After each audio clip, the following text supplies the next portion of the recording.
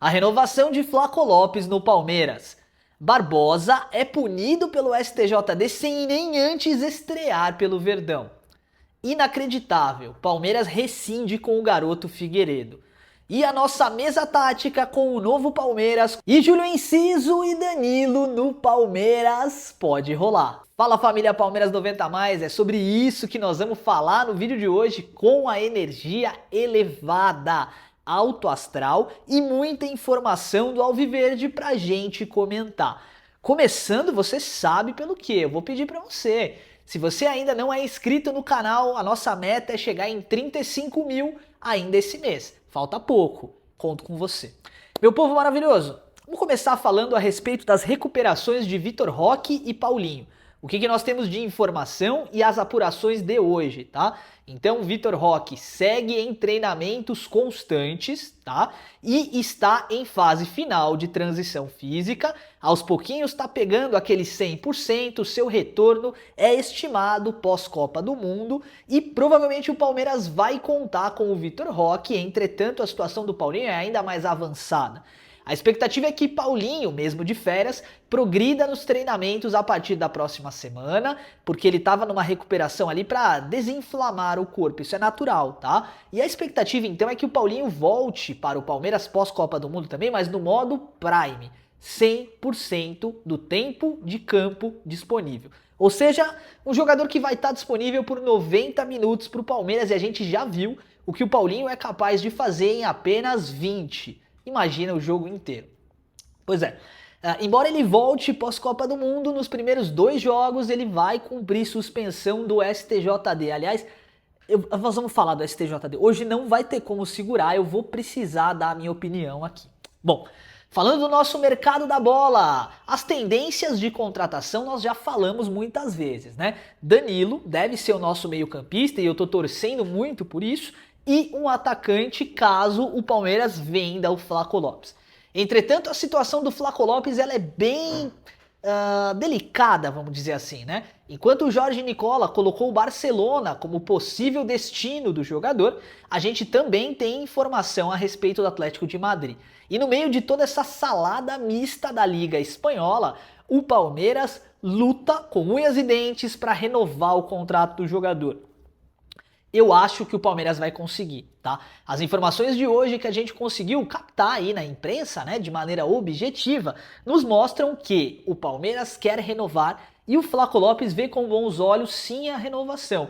A única questão que pode acabar impedindo é um protagonismo na Copa do Mundo, ou pelo menos ali que ele jogue de uma forma muito diferenciada, de modo que esses clubes da Europa falem, ah, beleza, então não vai ter leilão, eu vou chegar e vou pôr o dinheiro e acabou. Meu medo é esse, tá bom? Mas desejamos o melhor pro jogador, é claro. Agora, outro jogador que acabou virando manchete hoje foi o Figueiredo, que acertou uma rescisão amigável com o Palmeiras. Pra quem não sabe, o Figueiredo era tido como a principal joia da base do Palmeiras.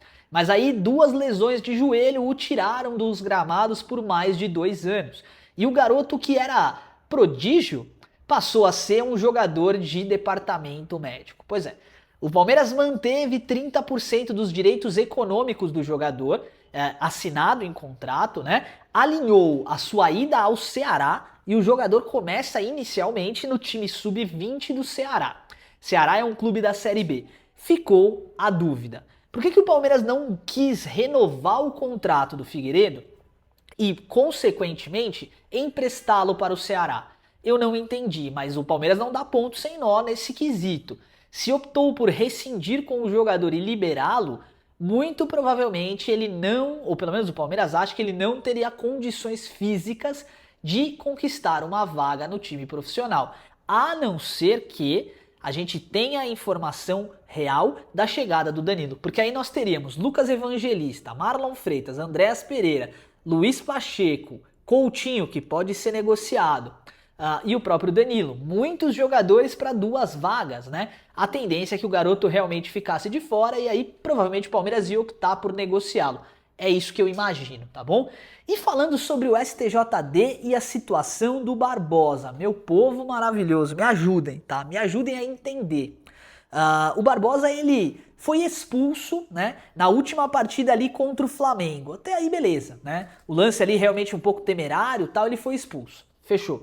Só que aí ele foi transferido para o Palmeiras, né? E ele recebeu o gancho por conta dessa partida, por definição, né, do STJD, de dois jogos. E aí eu fiquei pensando, cara, os caras puniram o Alan, eles puniram o Paulinho, eles puniram o Barbosa. Será que há alguma coisa, alguma métrica de comparação? Qual é a jurisprudência atual que faz com que, de fato, siga-se a mesma regra para todos os clubes do Brasil?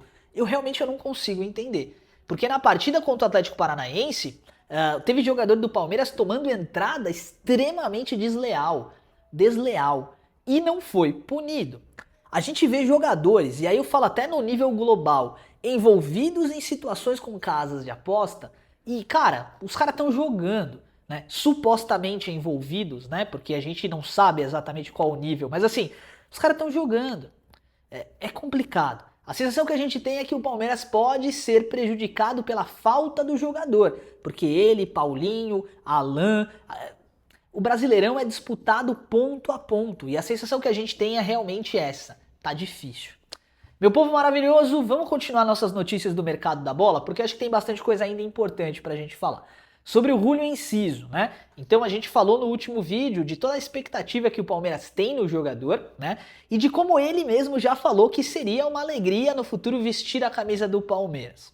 Ok. No meio de tudo isso, a gente conseguiu captar momentos, né, da seleção paraguaia lá, em que ele tá cada vez mais próximo do Maurício, do Sousa e do Gomes, como ele já sempre foi, né? E muitas vezes a gente vê os caras falando objetivamente alguma coisa, né? Ninguém sabe exatamente qual é o tipo de informação que rola. Mas o que a gente sabe é, os nossos jogadores têm falado muito bem do Palmeiras para ele. O valor de mercado dele gira na casa de 120 milhões de reais, um número ok, né? Alto, óbvio, mas que o Palmeiras, ok, conseguiria trabalhar. E mais do que tudo isso, a gente tem a possibilidade de saída do Alan. Então, se de fato o Alan sai, o Julio Enciso seria o jogador para ser contratado. Uma vez que o Palmeiras deu 5 passos atrás com a relação com o Thiago Almada. Thiago Almada não vem. Luiz Henrique não vem, muito difícil. Julio Enciso surge como uma oportunidade de mercado e eu quero saber qual é a opinião de vocês. Vocês acham que faz sentido para o Palmeiras investir uma grana, trazer o Enciso para ser o nosso ponta esquerda e voltar o Arias para a direita, com o Paulinho flutuando no meio e de repente uma dupla de ataque? Ou será que é melhor o Palmeiras dar 2 passos atrás nessa negociação, aproveitar as peças que tem e de fato manter um time coeso e centralizado para o restante da temporada? Deixa sua opinião nos comentários porque ela é muito importante. Agora sobre o Danilo, a gente continua no escuro, mas tem uma informação legal para a gente tratar. Lembra que eu falei que se porventura falassem mal de mim na internet, por exemplo, né? Alguém faz um vídeo ali falando alguma coisa que é mentira a meu respeito.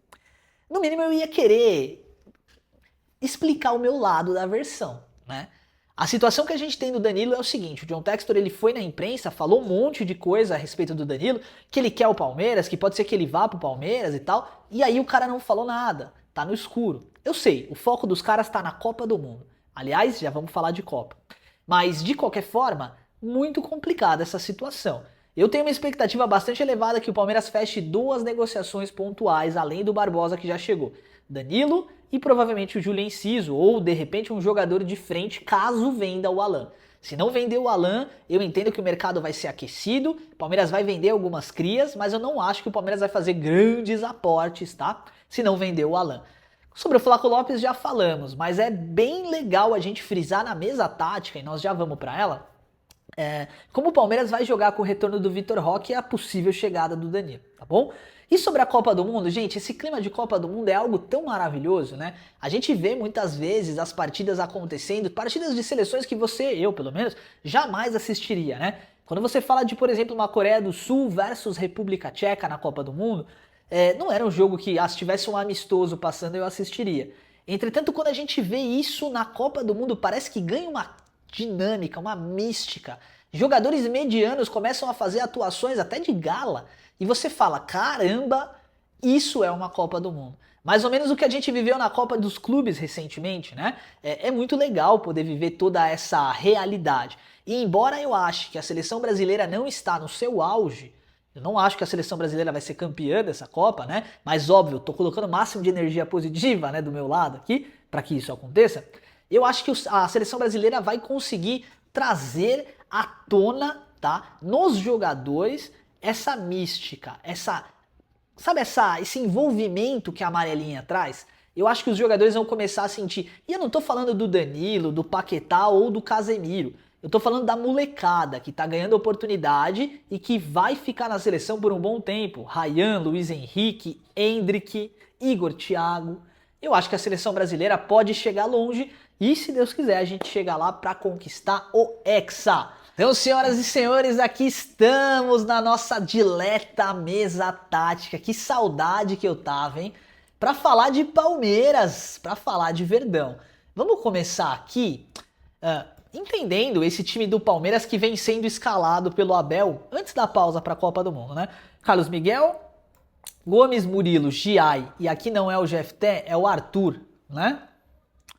Andreas Pereira, Marlon Freitas, e aqui o pulo do gato, né? Quem tem jogado é o Emiliano Martínez. Cadê o nosso querido uruguaio aqui, ó? Jogando numa linha defensiva. E aí, geralmente, quando o Palmeiras está jogando nessa linha, 1, 2, 3, 4, 5, 6, 7, 8, 9, 10. O John Arias e o Alan, eles surgem não só como jogadores de profundidade, né? Mas jogadores que se aproximam para buscar tabelas, né? Muitas vezes eles até alongam as linhas, né? E o Palmeiras fica nessa posição, num 4-1-1-3-1. Diferente, né? Mas no desenho tático do jogo, no decorrer do jogo, muitas vezes isso aqui acaba acontecendo, tá? E o Palmeiras fica com o Andreas Pereira jogando entre essas linhas aqui, né? Muito diferente. Só para vocês terem uma noção de como é diferente, né? Dá uma olhada no 3D aqui. Fica mais ou menos isso aqui, ó. Uma espécie de tridente, né? Com o John Arias, o Alan, o Andreas, o Marlon dando sustentação e o Flaco Lopes. É realmente um time diferente, tá? Mas olha quem tá aquecendo, aqui no banco de reservas, ó. Olha quem tá aquecendo. Vamos dar um zoom, vamos chegar perto, Danilo. Pode voltar, Danilo. A gente tá ansioso para te ver chegar no Palmeiras, né? Pois é. Expectativas relevantes, tá? E elevadas para que Danilo chegue ao Verdão. E o que isso muda no Palmeiras? O que a volta do Paulinho muda no Palmeiras e o Vitor Roque?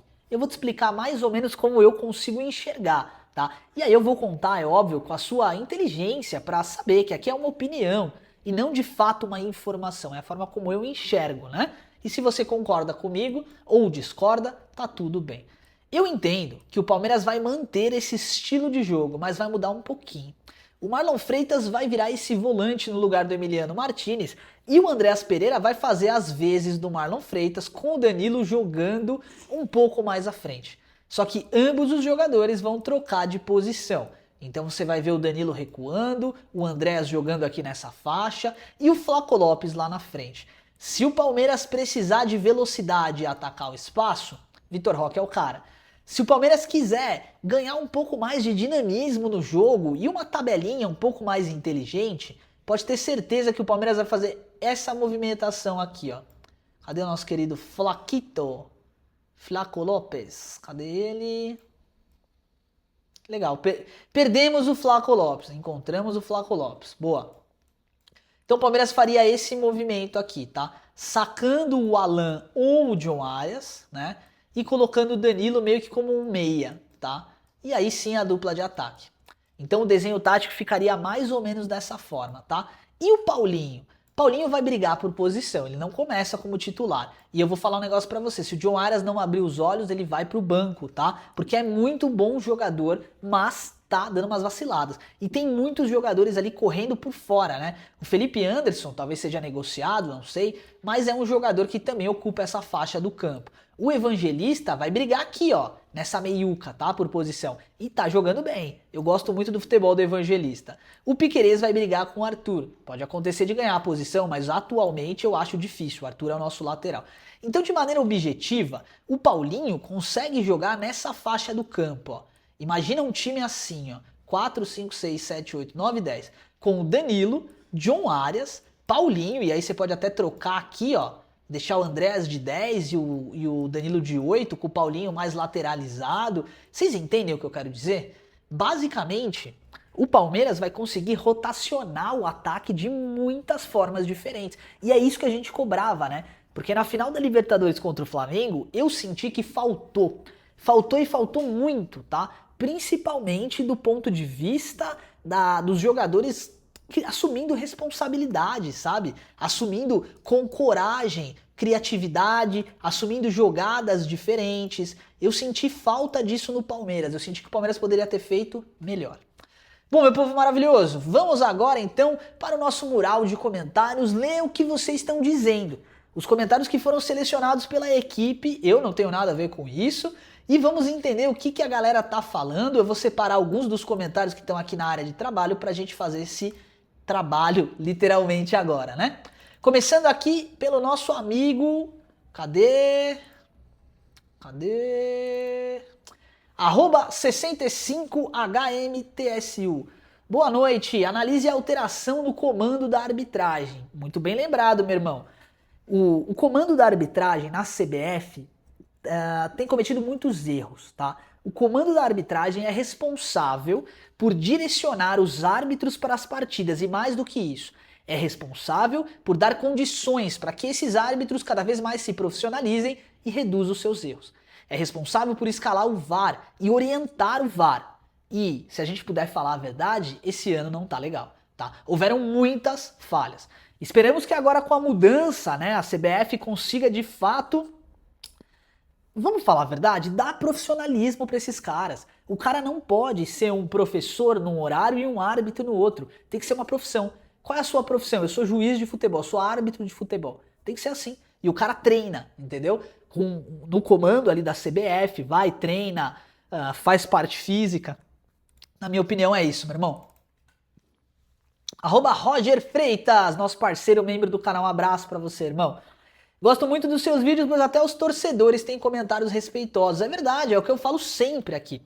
A galera da nossa comunidade é uma galera inteligente e diferenciada. Não é qualquer um. Um abraço pra você, Roger. Obrigado, meu irmão. Arroba Vegete. Fala, Henrique, sugestão de vídeo, faz uma lista de saídas e chegadas, depois põe numa mesa tática para vermos o resultado. Forte abraço e parabéns por mais um vídeo incrível. Vai rolar. Muito bem observado, tá? A gente até fez mais ou menos ali uma chegada, mas vai ter em breve o compilado total do mercado. Arroba Rian. Oi, queria falar que você é um homem que eu admiro muito, você é muito respeitoso e sempre quando eu tô estressado vejo seus vídeos e meu dia melhora. Poxa, que mensagem bonita. É muito difícil encontrar uma pessoa igual a você. Você é muito legal, que Jesus te abençoe. Amém, meu irmão. Todos nós, né?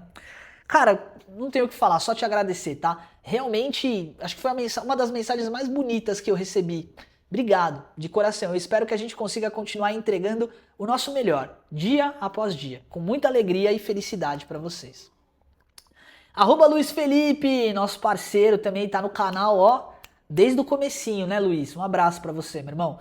Canal só crescendo, hein, Henrique? Eu fico muito feliz de verdade. Cara, quando eu comecei a acompanhar o mercado da bola, eu não tinha tanto interesse, mas quando vi seu canal eu não perdi mais nenhum vídeo. Um abraço, meu amigo, um abraço pra você, Luizão. Obrigado. Obrigado e obrigado. Vocês são demais, tá? São vocês que fazem tudo isso aqui acontecer. Ó, vou selecionar mais 2 comentários aqui da nossa lista e no próximo vídeo a gente finaliza.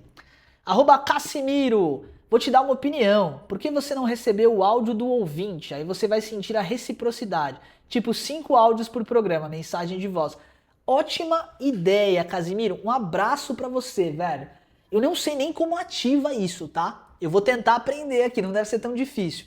E nós vamos...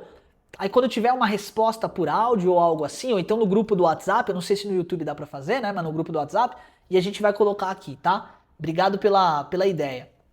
Arroba Joel Rocha, boa noite Henrique, manda um abraço pra minha querida Bahia, assisto todos os seus vídeos do começo ao fim e eu sempre deixo um comentário. Tomara que a seleção argentina traga um novo GI pro Palmeiras, avante palestra. Um abraço pra essa terra maravilhosa, iluminada que é a Bahia, terra maravilhosa, terra de axé, né? Terra incrível, um abraço pra todo o povo da Bahia, tá? E pra você, meu irmão, em especial pra você, Joel, obrigado, tá? Sobre a situação da seleção argentina trazer um novo GI, eu também tenho essa expectativa, cara.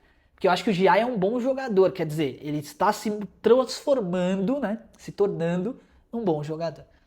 Então, rapaziada, eu preciso agradecer vocês sempre, dia após dia, por tudo, tá? Cada vez mais a gente tem fortalecido a nossa comunidade e transformado o nosso canal em algo palpável e feliz. Essa é a palavra, felicidade. E aí quem tá comigo até agora no vídeo, eu sei que é porque gosta da gente, né? Porque tá aqui mesmo, porque realmente gosta do conteúdo, gosta do apresentador, da edição, alguma coisa faz você ficar aqui.